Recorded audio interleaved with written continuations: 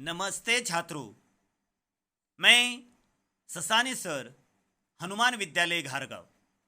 आज मैं आपको हिंदी लोक भारती कक्षा 10वीं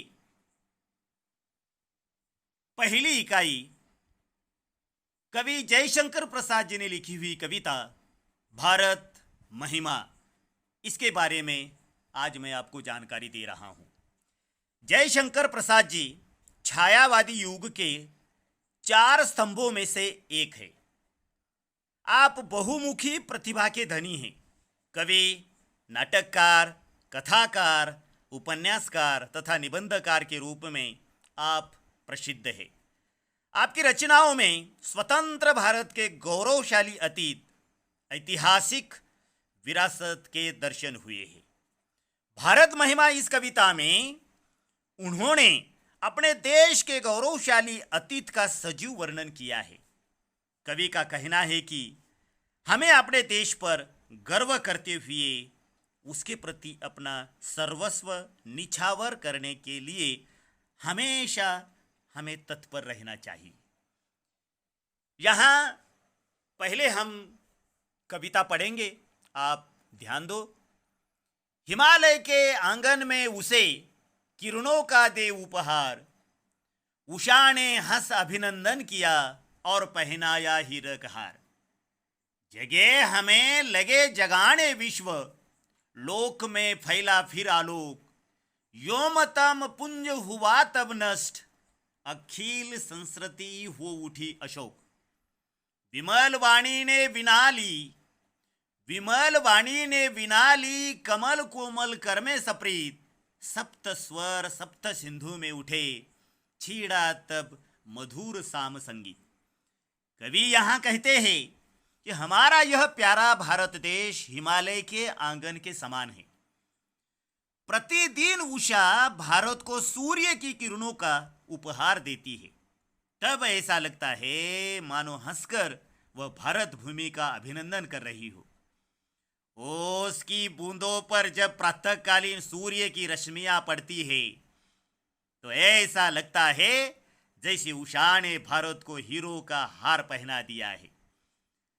सबसे पहले ज्ञान का उदय भारत में हुआ था, अर्थात सबसे पहले हम जागृत हुए, फिर हमने पूरे विश्व में ज्ञान का प्रसार करने का प्रयत्न किया। इसके कारण आज समग्र संसार आलोकित हो गया है, प्रकाशित हो गया है। अज्ञान रूपी अंधकार का विनाश हुआ और संपूर्ण सृष्टि के सभी दुख शोक दूर हो गए। वाणी की देवी सरस्वती ने इसी पवित्र भूमि पर प्रेम के साथ अपने कमल के समान कोमल करों में वीणा उठाई। उसकी झंकार से सप्त सिंधुओं में सातों स्वरों का मोहक सरगम गूंजने लगा। मधुर संगीत का जन्म हुआ। इसी महान देश में संगीत के वेद सामवेद की रचना हुई। आगे पढ़ो छात्रों। विजय केवल लोहे की नहीं, धर्म की रही धरा पर धूम। भिक्षु होकर रहते सम्राट, दया दिखलाते घर घर घूम।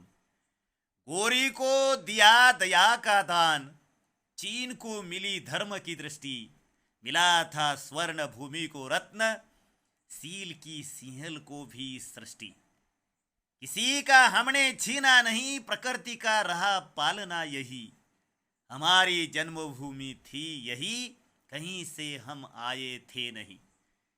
कवि यहाँ अगले पंक्तियों में यह कहते हैं कि भारत के लोगों ने शस्त्रों के बल पर, अपने ताकत शक्ति के बल पर किसी देश को नहीं जीता है। यहाँ प्राचीन काल से ही लोगों के मन में धर्म की प्रखर भावना रही है और उन्होंने संसार में धर्म का प्रचार किया है।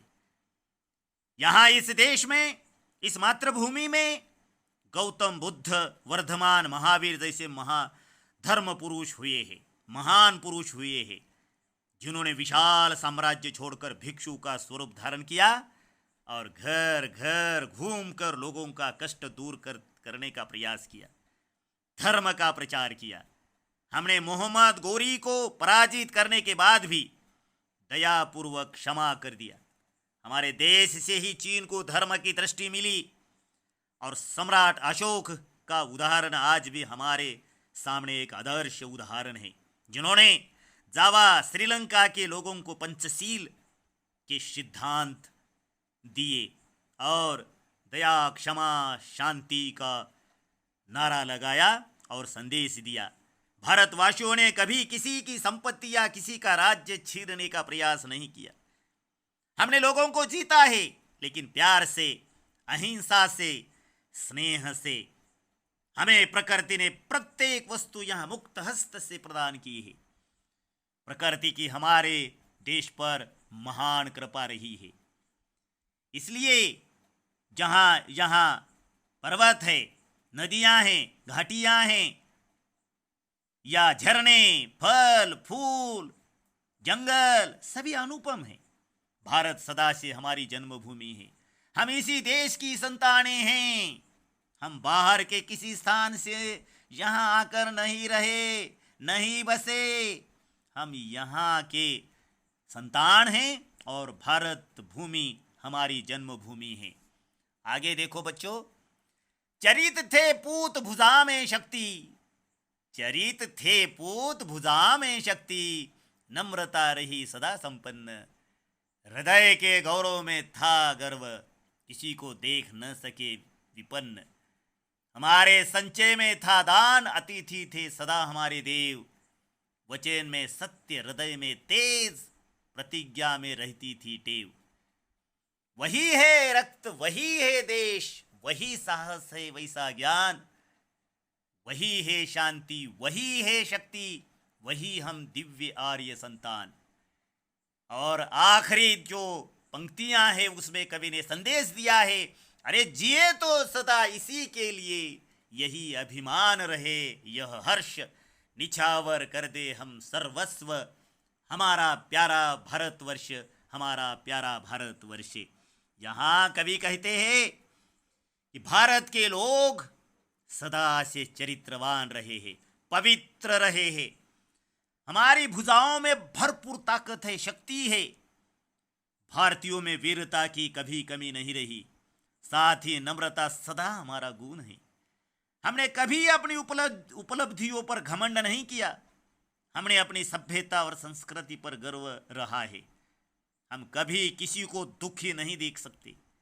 दीन दुखियों की सेवा करने के लिए हम भारतीय सदैव तत्पर रहते हैं। हम यदि धन और संपत्ति का संग्रह करते भी थे तो हम दान के लिए करते थे। दान वीरता यह भारतीयों का गुण रहा है। हमारे देश में अतिथियों को, मेहमानों को सदा देवता का दर्जा हम देते हैं, देवताओं के समान हम मानते हैं। भारत के लोग सत्य बोलना अपना धर्म मानते हैं। सत्यवादी राजा हरिश्चंद्र की कहानी हमें याद है। उन्होंने प्राण जाए पर वचन न जाए, इसी प्रकार का कार्य सत्यवादी राजा हरिश्चंद्र ने किया। तो हमारा भी वही जीवन मूल्य रहा है। आज भी हम भारतीयों की धमनियों में उन्हीं पूर्वजों का रक्त प्रवाहित हो रहा है। आज भी हमारा देश वैसा ही है। आज भी भारतीयों में वैसा ही साहस है। भारतीय आज भी ज्ञान के क्षेत्र में सबसे आगे है।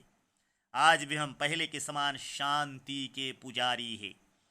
देशवासियों में वैसी ही शक्ति है। हम उन्हीं आर्यों की दिव्य संतानें हैं। आखिरी पंक्तियों में कवि हमें संदेश देना चाहते हैं। यह पंक्तियां बहुत ही महत्वपूर्ण हैं। हम जब तक जिए, हमारे शरीर में जब तक प्राण हैं, हम जब तक जीवित रहे, इसी देश के लिए जिए। हमें इसकी सभ्यता और संस्कृति पर अभिमान है और हर्ष भी है।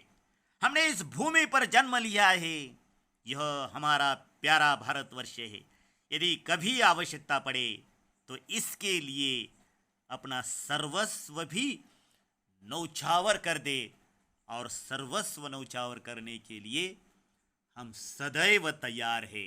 यहाँ एक मुहावरा है, निछावर करना, अर्पण करना, समर्पित करना। अब यहाँ स्वाध्याय दिया है आखिरी कविता के आखिरी में। मैंने आपको यह कविता पूरी पढ़ाई है।